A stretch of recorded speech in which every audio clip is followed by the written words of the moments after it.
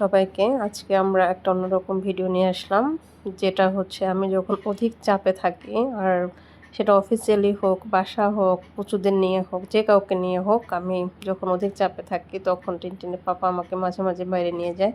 আর recently আমি একটু অসুস্থ থাকার কারণে বাইরে বেরোনো হয় না। তো যাই হোক, মাঝে মাঝে চেষ্টা করি। তো যখন ডক্টর আমাকে বলে যে আপনি একটু বাইরে ঘুরবেন, আপনার রিফ্রেশের দরকার আছে, তখন টিনটিনের পাপা আমাকে মাঝে মাঝে এইসব জায়গায় খাবার খাওয়ানোর জন্য নিয়ে যায়। সেটা ছোট কিংবা বড় হোটেল, যেটাই হোক সেখানে আমাকে খাবারের জন্য নিয়ে যায়। তো আজকে আমরা একটু বাইরে অন্যরকম খাবার খাওয়ার জন্য আসছি। সেটা হলো পুরান ঢাকায় বিসমিল্লাহ কাবাব ঘর, যেটা হচ্ছে নাজিরাবাজার।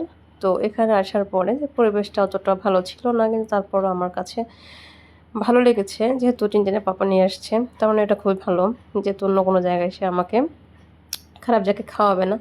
তো এখানে আসার পরে আমরা প্রথমে অর্ডার দিলাম আপনার মাটন গুর্তা আর হচ্ছে বিফ তাওয়া চাপ। তো যেটা আমার কাছে খুবই ভালো লেগেছিল এটা দেখার পরে। আর একটা স্পেশাল সালাদ ছিল খুবই জুসি, যেটা পেঁপের সালাদ। অনেকে আমরা খেয়েছি হয়তো, বা অনেকে খাইনি, যদিও আমি কখনো এটা খাইনি, কিন্তু আমার কাছে এটা খুবই ভালো লেগেছিল।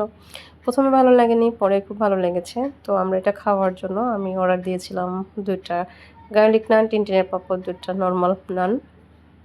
তো এটা দিয়ে আমরা যখন খাচ্ছিলাম, তো খাবারটা ভালো ছিল, খাবারটা ভালো ছিল, যেটা আসলে আমি মানে ভাষায় প্রকাশ করতে পারছি না। অনেকে বলে না যে দেখার সৌন্দর্য না হলে হয়তো বা তার কোনো কিছুই ভালো না, কিন্তু আমার কাছে মানে হ্যাঁ, শুরুটা ভালো ছিল না, কিন্তু ভিতরের খাবারটা আসলে খুবই স্পাইসি ছিল, খুবই ভালো ছিল, মানে মুখরোচক। তো এটা আমি খুবই মজা করে খেলাম। তো ভাবলাম যে ওখান থেকে আর কি খাওয়া যায়। তো পরে চিন্তা করলাম যে আরেকটা কিছু অর্ডার দেওয়া যায় কিনা।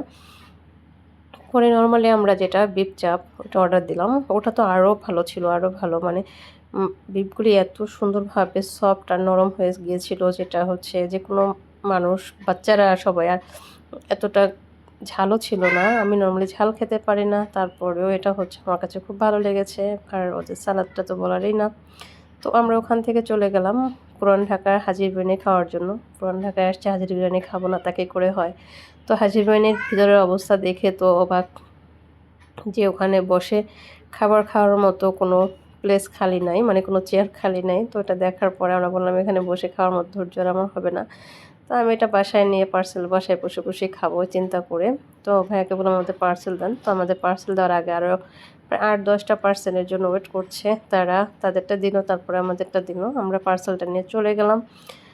তো এখান থেকে বের হয়ে আমরা আরেকটা স্পেশাল জায়গায় গেলাম, যেটা না বললেই নয়। পুরান ঢাকায় আসলে আমরা অবশ্যই এখানে খাই বিউটি লাচ্ছি অ্যান্ড ফালুদা, যেটা আমার কাছে খুবই ভালো লাগে। যারা পুরান ঢাকায় থাকে বা গিয়েছো তারা অবশ্যই এটা ট্রাই করেছো, আবার যারা ট্রাই করোনি তারা অবশ্যই ট্রাই করো, দেখবে অনেক মজার, অনেক জুসি। আমার কাছে এটা খুব ভালো লাগে।